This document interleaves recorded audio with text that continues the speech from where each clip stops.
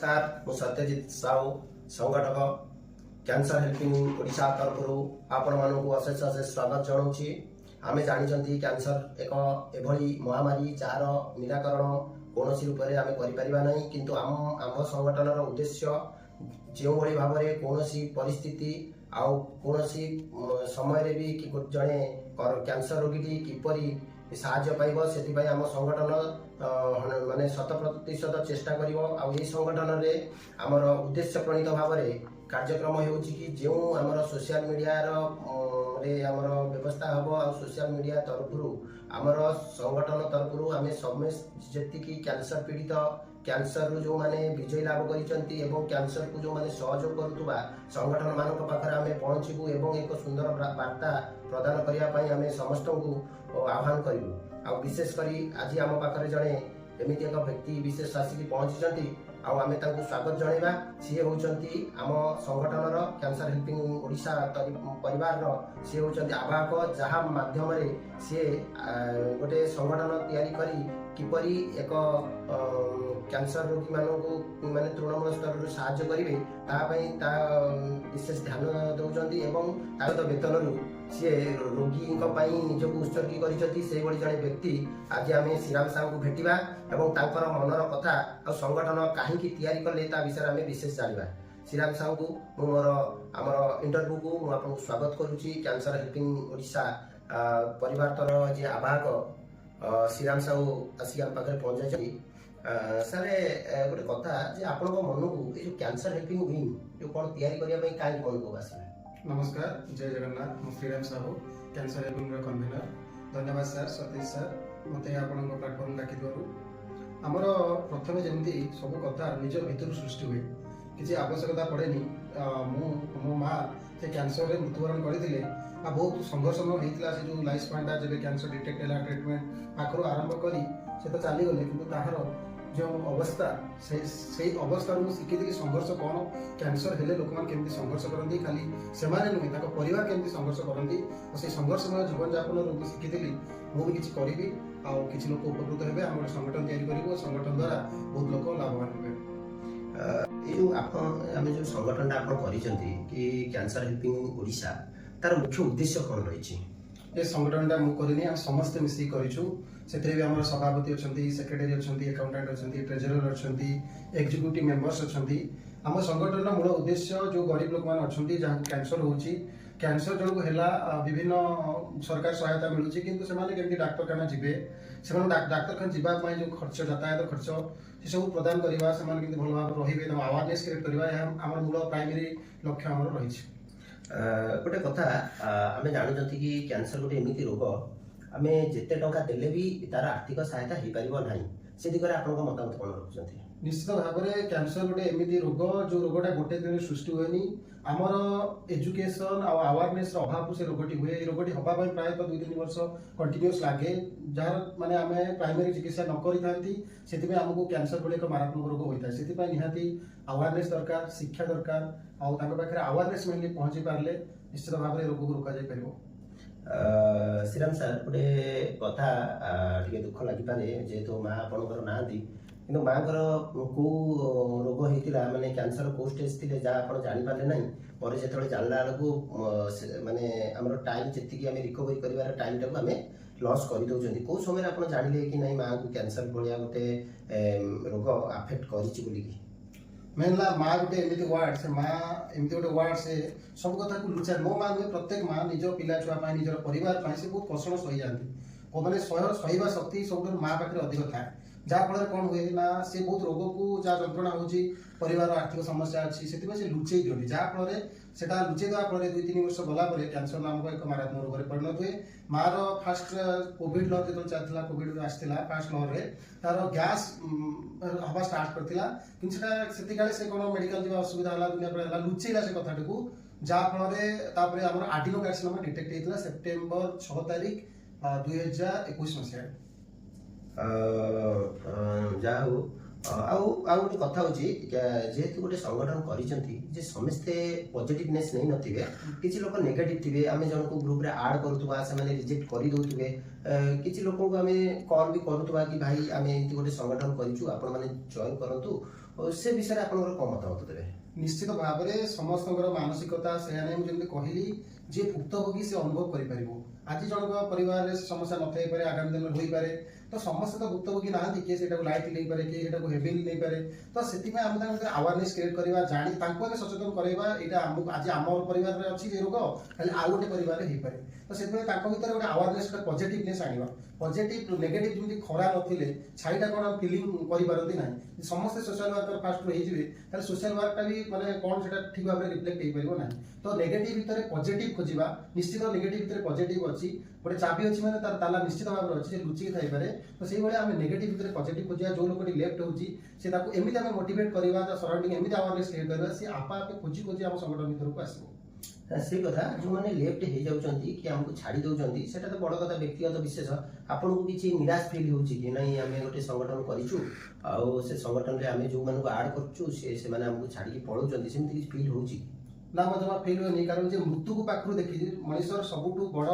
माने जोड़ा कष्ट है मृत्यु जे मृत्यु को मु प्राय 6 मास धरी कैंसर हॉस्पिटल अच्छी मृत्यु को मु पाखरु बहुत पाखरु देखि जे मृत्यु को पाखरु देखि ताको आ किछि डर नता है आउ से जो कथाटी कहली नेगेटिव भितर पॉजिटिव बाहर करबा सेटा जे मूल लक्ष्य रहिला आउ निश्चित death is the ultimate goal of life जे भाबी नेला ताले ताको किछि दुख जंत्रणा पड़िबो नै से ता कर्म पथरे अग्रसर धन्यवाद गोटे कथा कहते कि आपण चाहूँ कि केपिके अंचल वेस्टर्न साइड साउथर्न साइड आमर ईस्ट साइड नॉर्थ साइड पाखापाखि आम ईस्ट नॉर्थ ईस्ट जो सब जिला गुड़िक अच्छी आप मे भी मत लगुच कवर करगले किंतु आम जो उपात अंचल कौन चिंता कर विषय कौन माने चिंता कर केमी जाकि पहुँची पार निश्चित भाव में आम प्राय आम ईस्टर्न बेल्ट जो लोक मैंने अच्छा प्राय अवार्ड था एजुकेटेड था कि आम जो वेस्टर्न साइड रहा बरगढ़ कंधमाल कोरापुट मालकानगिरी चित्रकोंडा ये सब जो अंचल रहा से टिके बोधे पचर अच्छा एजुकेशनाली हो टिके बैकग्राउंड लो अच्छी तो से आम जेहेतु आम टीचर बैकग्राउंड अच्छी मुझे शिक्षक अच्छी तो आम सबू आम जो शिक्षक समाज से वार्ता दबा सब शिक्षक समाज हो जो जी डिपार्टमेंट अच्छी समस्ते अवेयरनेस क्रिएट करेंगे किसी गोटे छोट रोग है सिम्पटम है सांगे सांगे परिवार लोग जनइबे निकट में निश्चित भाव में प्राथमिक हस्पिटाल थी प्राथमिक हस्पिटाल को पठेगा ना डिस्ट्रिक्ट हेडक्वार्टर हस्पिटाल जो अच्छी मेडिकल कॉलेज अच्छी पठेगा निश्चित भाव में फास्ट गोटे एजुकेशन क्रिएट करवा एजुकेशन अवेयरनेस क्रिएट करवा थ्रू एजुकेशन एजुकेशन जब ठीक भाव पहुंचला निश्चित भाव में कौटा भल खराब मो देह कौन होती निश्चित गोटे विज्ञान शिक्षक भाव में निश्चित भाव में समस्त मोटिवेट करवा उचित विज्ञान आम शरीर कौन उपकार करे कौन अपकार करे आम देहटा सब मूल्यवान स्वास्थ्य ही संपद कहुए अवेयरनेस बहुत दरकार जमी गोटे कंधमाल गोटे पेसेंट जदि तार किसी बॉडी असुविधा हो शरीर असुस्थ हो सांगे सांगे निकटस्थ प्राथमिक चिकित्सा भर्ती हवा उचित बर्तमान किसी सोशल मीडिया में देखुली कहबार तात्पर्य यह कि से गोटे रोग होती नॉर्मली से चाहते कि आम जो अच्छी गुणिया गारडी कि किसी मुदुग जो आम वैद फैद ठार औषध खाई से चापी दौरान से विषय आप कौन मतामत रही निश्चित भाव में प्रथम है शिक्षा शिक्षा पर स्वास्थ्य जदि जड़े लोकर शिक्षा नथिबो से ता स्वास्थ्यर गुरुत्वटा कौन जापर ना प्रथम ताको शिक्षित करने पड़ो माटे शिक्षित हेले माने झील हेले शिक्षित हेले निश्चित भाव में परिवार आगे जीव झील हेले पाठ ही देश जीव आगे से शिक्षार आवश्यकता जो शिक्षा ता भितर जीव जान ना विज्ञान सबकि विज्ञान द्वारा बॉडी डिफरेंट पार्ट ऑपरेटिंग करुच्ची डॉक्टर अच्छा गुणिया ना गुणिया गोटे अंधविश्वास गुणिगार के विश्वास करवा ना से शिक्षा निहाती आवश्यक मु आउ गोटे आपको कथा पचारुची जेहेतु आप जन विज्ञान शिक्षक बायोलोजी उपर आपंकर बहुत ज्ञान अच्छी जो आम सब बॉडी विभिन्न प्रकार जो रोग डिजीज आफेक्टेड होची कि लोक मैंने विषय अवेयरनेस हो पार ना आप सेमती किसी आगू चिंताधारा करी कि लोक मैंने जमी रूट लेवल नहीं पूरा हाई लेवल पर्यटन से अवेयरनेस करने निश्चित भाव में आम आजिका ट्रेंडिंग में खाद्य बहुत इंपोर्टाट आम निद केमती हो खाद्य कौन खाऊँ कौ प्रकार खाद्य खाऊँ केते परिमाण में नौकरी कौ तेल यूज कर तो आम खाद्यपेय उपर निश्चित भाव में जत्न नेबा आवश्यक आम परिवेश जत्न नेबा आवश्यक से आम निश्चित भाव में से गाँव को जाकि जो आमर जो लोकायत गाँ सब रही से जाकि आप गोटे अवेयरनेस प्रोग्राम करवा आम जो परिवार अच्छू समस्ते किसी डेट फिक्स करके गोटे गोटे गाँव को जाकि निश्चित भाव में अवेयरनेस करूँ अवेयरनेस हेले जाकि निश्चित भाव में खाद्यपेय चेंज हो पार गोटे डाएट बैलेंस मेंटेन करेंगे कौटा खावा उचित कौटा खावा उचित नुह से कथा से जापर आम देखुं समस्ते व्यस्तबहुल जीवन में जीवन अतिबाहित कर सी भी स्कूल टीचर हो कि बैंक कर्मचारी हो कि व्यवसायी हो ये तीन कैटेगोरी जेकोसी प्राइवेट जॉब हो कि गवर्नमेंट जॉब हो समस्ते जॉब करुँच କିନ୍ତୁ ତା ଦେହରେ କ'ଣ ପରିବର୍ତ୍ତନ ଘଟୁଛି ଲୋକ ଅଧିକାଂଶ ଲୋକ ମଧୁମେହ ରୋଗ କ୍ୟାନ୍ସର ଯୋଉ ଆମର କର୍କଟ ରୋଗ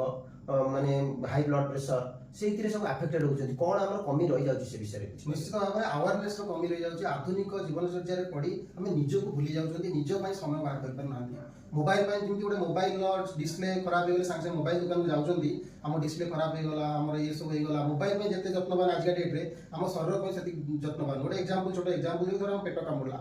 ହଁ ପେଟ କାମୁଛି ଟିକେ ପାଣି ପିଇଦେଲେ ଭଲ ହେଇଯିବ ଏମିତି ସମସ୍ୟା ହେଉଛି ଆମେ ଆମ ଶରୀର ପ୍ରତି ଯେତିକି ଯତ୍ନବାନ ନୁହଁ ମେଟେରିଆଲ ଉପରେ ଆମେ ସେତିକି ଯତ୍ନବାନ ହେଉଛନ୍ତି ମୋ ମୋବାଇଲ ଖରାପ ହେଇଗଲା ସାଙ୍ଗେ ସାଙ୍ଗେ ମୋବାଇଲ ଦୋକାନ ଯିବି ରିପାରିଂ କରିବା ପାଇଁ ଯେତେବେଳେ ମଣିଷ ବୁଝିଯିବ ମେଟେରିଆଲିଷ୍ଟିକ ଦୁନିଆକୁ ବାହାରିକି ଆସି ବାୟୋଲୋଜିକାଲ ଦୁନିଆକୁ ଆସିଯିବ ସେତେବେଳେ ଯାଇକି ନିଶ୍ଚିତ ଭାବରେ ଚେଞ୍ଜ ହେବ ଯେତେବେଳେ ଜାଣିବ ଯେ ମଣିଷର ଶରୀର ଇଏ ବହୁତ ଇମ୍ପୋର୍ଟାଣ୍ଟ ଦ୍ୟାନ୍ ମୋବାଇଲ ହଉ ଲ୍ୟାପଟପ୍ ହଉ ଦେନ୍ ନିଶ୍ଚିତ ଭାବରେ ଚେଞ୍ଜ ହେବ ଆଉ ଗୋଟେ ଛୋଟ କଥା ମୁଁ ଜାଣିଛି ଯେହେତୁ ଆପଣଙ୍କୁ ପିଲାବେଳୁ ଜାଣିଛି ଆପଣ ଗୋଟିଏ ଟଙ୍କା ବି ଯଦି ପାଆନ୍ତି ତା ଦେହରୁ 70 ପଇସା କାହାକୁ ଦାନ କରିଦିଅନ୍ତି ଏମିତି କାହିଁ ଚିନ୍ତାଧାରା ବେଳକୁ ଆସେ ନା ସେମିତି କିଛି ନାହିଁ 70 ପଇସା କେତେବେଳେ ହଉ ନିଶ୍ଚିତ ଭାବରେ ଟଙ୍କା ଗୋଟେ ଫ୍ୟାକ୍ଟର ନୁହଁ ମଣିଷର ମାନବିକତା ଗୋଟେ ଫ୍ୟାକ୍ଟର ତ ଯେତେବେଳେ ଦେଖିଲେ ଖାଲି ଗୋଟେ ଲୋକଟେ ଇନ୍ ଟର୍ମ ଅଫ୍ ମନିରେ ଜଣକୁ କିଛି ସାଟିସ୍ଫାଇ କରିବ ତା ନିଡ୍ଟା ଫୁଲଫିଲ୍ ନୁହଁ ନିଶ୍ଚିତ ଭାବରେ ଆଜିକା ଡେଟ୍ରେ ସବୁଠୁ ଇମ୍ପୋର୍ଟାଣ୍ଟ ହେଲା ତା ବିହେଭିୟର କେମିତି ତାକୁ ବିହେଭିୟର ଦେଖାଉଛ ତାକୁ କେମିତି ସିମ୍ପାଥି ଦେଖାଉଛ ତା ଜାଗାରେ ରହିକି ଧର ଜଣେ ଗୋଟେ ଲୋକ ଦୁଃଖରେ ଅଛି ଧର ଜଣେ ଗୋଟେ ପୁଅ ଲୋକର ତା ପୁଅ ମରିଗଲା ତମେ ତାକୁ କିଛି ଟଙ୍କା ଦେଇଦେଲେ ତା ମନଟା ହବନି ତା ପୁଅର ଜାଗାଟାକୁ ନେଇକି ତମେ ଯଦି ତା ପାଖରେ ତା ପୁଅ ହେଇକି ବସି ପାରିଲ ତାହେଲେ ତା ପାଖରେ ଗୋଟେ